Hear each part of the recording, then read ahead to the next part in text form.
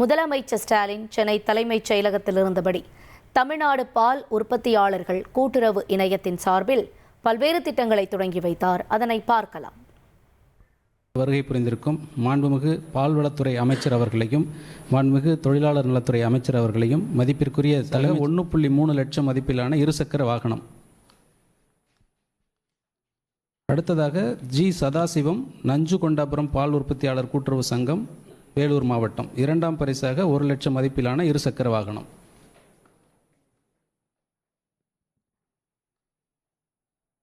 மூன்றாவதாக திரு வி சின்னசாமி சொர்ணம்பட்டி பால் உற்பத்தியாளர் கூட்டுறவு சங்க வளத்துறை அமைச்சர் அவர்களையும் மாண்புமிகு தொழிலாளர் நலத்துறை அமைச்சர் அவர்களையும் மதிப்பிற்குரிய தலைமைச் செயலாளர் அவர்களையும் மற்றும் துறை அலுவலர்களையும் வருக வருக என்று வரவேற்கிறேன். முதலாவதாக ரூபாய் 94.06 கோடி மதிப்பீட்டில் புதிதாக கட்டப்பட்டுள்ள தூத்துக்குடி புதிய பால் பண்ணை, கடலூர் மாவட்டம் திட்டக்குடியில் கால்நடை தீவன உற்பத்தி ஆலை மற்றும் நீலகிரி மாவட்டத்தில் பாலாடை கட்டி தயாரிக்கும் தொழிற்சாலை ஆகிய திட்டப்பணிகளை திறந்து வைக்குமாறு மாண்புமிகு தமிழ்நாடு முதலமைச்சர் அவர்களை கேட்டுக்கொள்கிறேன்.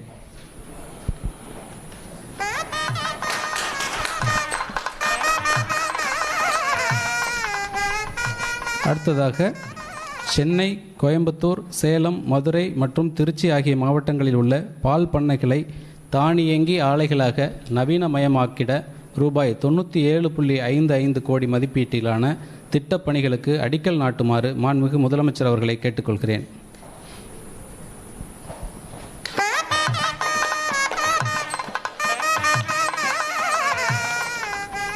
சிறு காணொளி.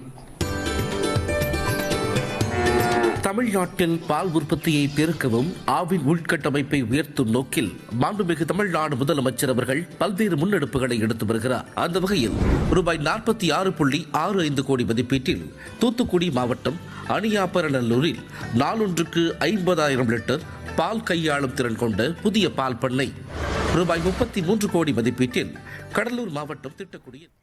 இதேபோல முதலமைச்சர் ஸ்டாலின் பள்ளி கல்வித்துறை சார்பில் 35 மாவட்டங்களில் 217 அரசு பள்ளிகளில் 296.62 கோடி ரூபாய் செலவில் கட்டப்பட்டுள்ள 1232 வகுப்பறை கட்டடங்கள், 9 ஆய்வக கட்டடங்கள் உள்ளிட்டவற்றை திறந்து வைத்துள்ளார். அதனையும் பார்க்கலாம். மதிப்பீட்டில் கட்டி முடிக்கப்பட்ட பள்ளி கட்டிடங்கள் மற்றும் ராணிப்பேட்டை மைய நூலக கட்டடம் ஆகியவற்றை திறந்த வைக்குமாறும் பொது நூலக இயக்கத்தின் சார்பில் 98.26 கோடி மதிப்பீட்டில் கடலூரில் அமையவுள்ள அஞ்சலை அம்மாள் அறிவுலக கட்டடத்திற்கு அடிக்கல் நாட்டி துவக்கி வைக்குமாறும் மாண்புமிகு தமிழ்நாடு முதலமைச்சர் அவர்களை அன்புடன் கேட்டுக்கொள்கிறேன்.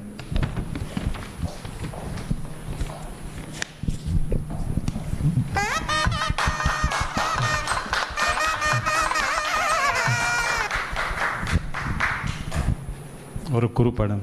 50 ஆண்டுகளில் எதிர்நோக்கும் அபரிமிதமான வளர்ச்சியை பள்ளிக்கல்வித்துறையில் 5 ஆண்டுகளில் நிரூபணமாக்கி தந்தவர் நம் மாண்புமிகு தமிழ்நாடு முதலமைச்சர் திரு மு.க. ஸ்டாலின் அவர்கள்.